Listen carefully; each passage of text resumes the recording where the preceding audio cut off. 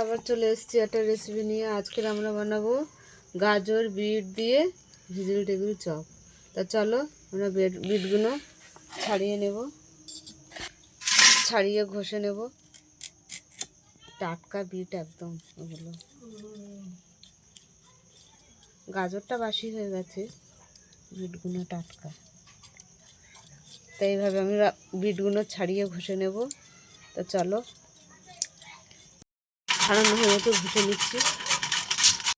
তো এখানে বিট আর গাজর আমাদের খসা হয়ে গেছে। চিনে বাদামটা ভেজে নেব। বাদামটা ভাজা হয়ে গেছে, নামিয়ে নিলাম।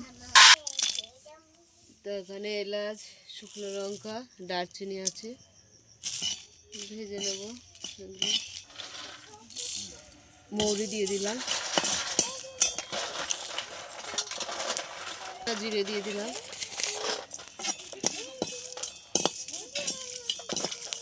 এখানে ধনে দিয়ে দিলাম, গোটা ধনে দিলাম। মশলাটা, ভাজা মশলাটা বানিয়ে নেব, গুঁড়ো করে নেব। কড়াইতে তেল দিয়ে দিলাম, তো একটু কালো জিরে দিয়ে দিলাম, দিয়ে বিট আর গাজরটা দিয়ে দিচ্ছি, ভেজে নেব। তা ভালো করে আমরা কষিয়ে নেব।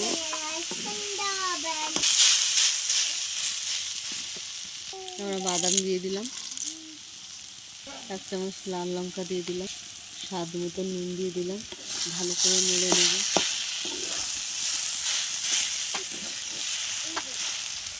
আদা দিয়ে দিলাম,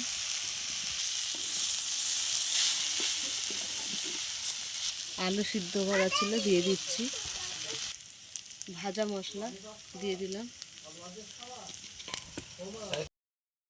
নামিয়ে নিলাম। তো এখানে আমি বেসন নিয়ে নিয়েছি আর কর্নফ্লাওয়ার দিয়ে দিলাম, নুন দিয়ে দিলাম। তো জল দিয়ে গুলিয়ে নিচ্ছি বেসন আর কর্নফ্লাওয়ার, ভালো করে ফাটিয়ে নেব। আমি ব্যাটারটা তৈরি করে নিয়েছি। তো সবগুলো এইভাবে আমি বানিয়ে নিচ্ছি, টেবিল চপগুলো বানিয়ে নিচ্ছি।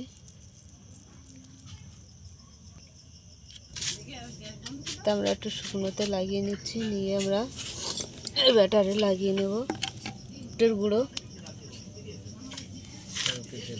এইভাবে লাগিয়ে নেব, আমরা বানিয়ে নিচ্ছি একে একে। আমাদের উনুনটাও ধরে গেছে, কড়াটা তেল দিয়ে দিলাম, ভেজে নেব।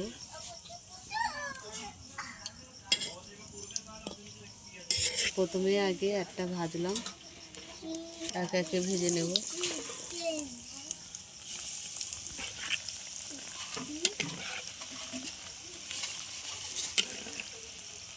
হয়ে গেল, তুলে নিলাম। আরও একে একে ভেজে নেব সবগুলো। সবগুলো ভাজা হয়ে গেছে, ভেজিটেবিল চপ তুলে নিলাম। কত সুন্দর আওয়াজ হয়েছে। আমাদের ভেজিটেবিল চপ হয়ে গেছে। তা তোমাদের কেমন লাগলো?